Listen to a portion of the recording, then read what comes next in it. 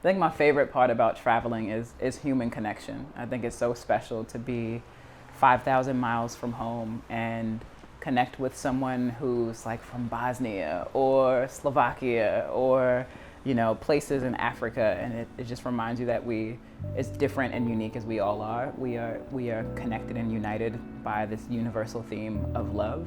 So those human interactions are probably my favorite part about traveling.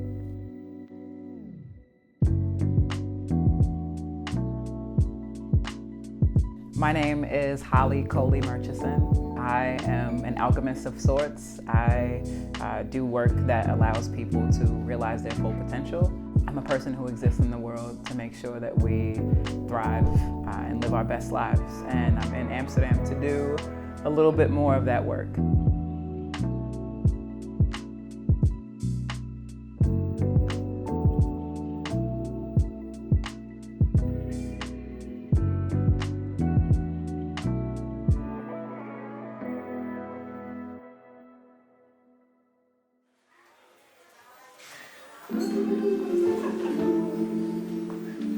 My goal in life is to become a fully self-expressed being.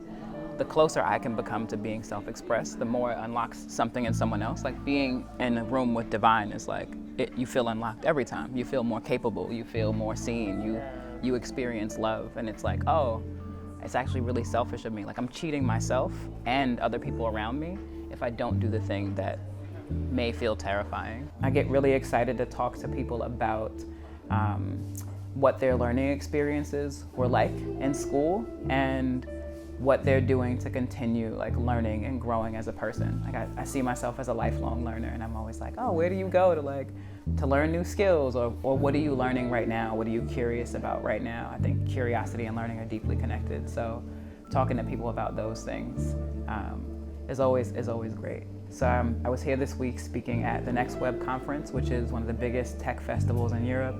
That drew about 18,000 people this time around. And while there, I was hosting two of the stages at the conference. I hosted the Future of Work stage and the Growth Quarters stage. What I love about the Next Web is that it exposes me to a side of business that I'm not privy to, so I can hone different skills as an entrepreneur as I think about what it looks like for me to scale my business. And that for me, that doesn't mean making billions and billions of dollars. It means like, how can I scale impact? And so I can apply a lot of the lessons that I learned at the conference to the way that I do business.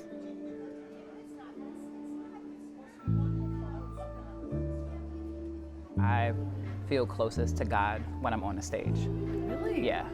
Because it's not like, I think that it's easy for public speaking to be a vanity thing for folks. It's like, I'm on the stage, but it's a practice for me of like connecting with other beings and being a vessel for something. Like I'm on the Future of Work stage, there are so many layers to it. Like I'm not just here to introduce 14 speakers, I'm here to remind you that Black people are also in the future, and you should be considering like what Black and queer and so many different layers of people look like in the future, and make sure that you acknowledge they will be there too and plan for them. And also it's like, to not take myself too seriously. Like anyone who came up to me after the moderation was like, wow, it just felt, you were so natural, and like your presence, and I felt like they felt something.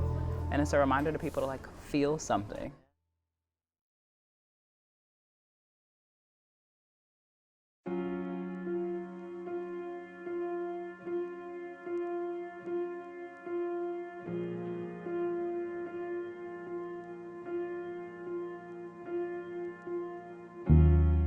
Two years ago, I published my first book, and it's opened up a lot of doors and conversations for me around human connection. And the book is really about, people think it's just about like introductions, but it's like, no.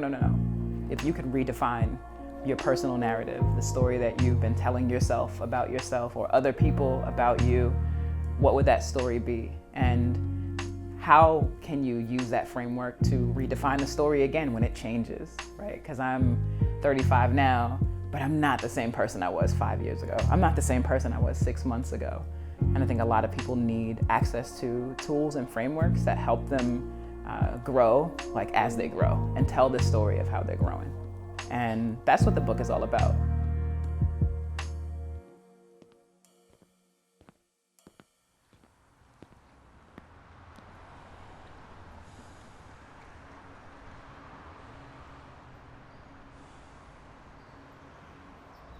I think meditation is important to just like cleanse what happens in the day, to just reflect on what happened in the day. Because it's so easy for, man, if you're in a city like this, you probably have at least 100 interactions with another human a day. And to just be still with that, it's like, okay, what did I experience today? Like, am I okay? I think those check-in moments make a world of difference.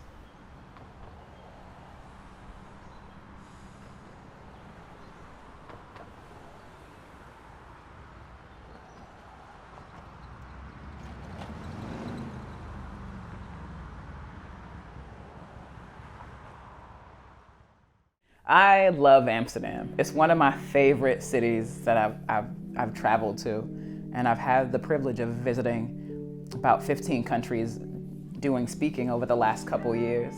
But Amsterdam just holds such a special place in my heart. It's the perfect combination of fast and slow. There's like 180 ethnicities here, I learned. The food is amazing. There's water. I feel a very deep connection to being around water, just like the cleansing power it has, the stillness that it offers, and also just like the roughness to water, like the uncertainty of water. I like that. When I'm here, things feel more possible.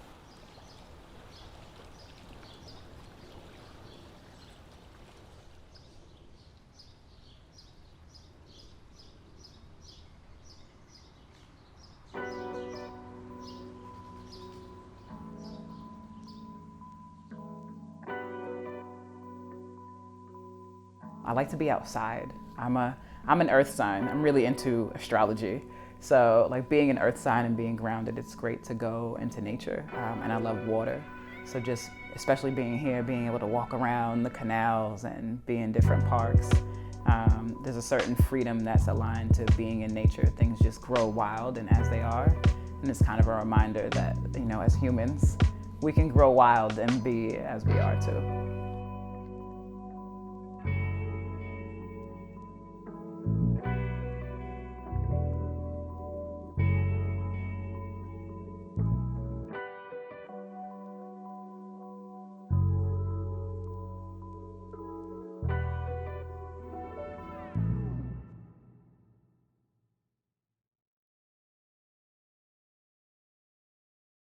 Everybody can connect around food and music because there's just such a resonant vibe around it that's like, I don't have to know the words to this song to be able to like move to this song and connect with somebody else who's like moving to the same song. What you say now? This time I got to catch Sylvan LaCue live, which was cool because he's from the States, but he performed here. I think for this age of music, it's really fascinating to see someone rap about self-actualization, so like what it means to like do the healing work and really grow into your full potential. And he does that in such a nuanced way that's really beautiful. It was great to see men be sensitive in a space, to see an artist like cry on stage, just like out of joy and like healing. That was good. It was a great show.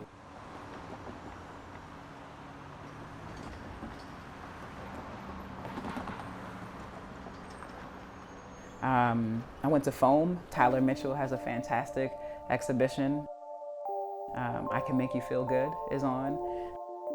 So beautiful. I remember walking into this space and seeing the juxtaposition of like this Beyonce photo right here, and then this beautiful young Black woman.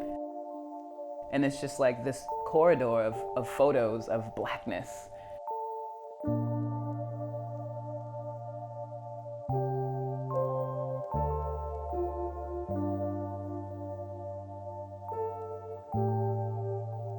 And I got really overwhelmed in the space because I'm like, wow, it never really hit me how many spaces I've been in that were like art spaces or just physical or public spaces where there was no representation for Black people.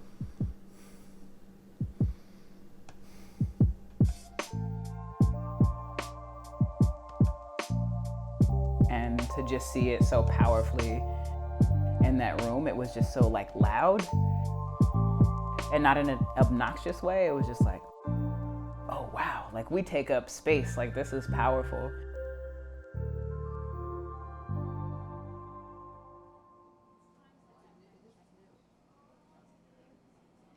"20 years from now, I'll be in one of my homes somewhere in the world, thinking about how I was actively choosing freedom. Like, this was a day where I showed up and actively chose freedom and love, and I made some beautiful connections. Like, I was in a place, I was in a life that I manifested for myself by staying true to what I was curious about, and honoring love and choosing to be free. And that felt really good. I feel really good in my body today.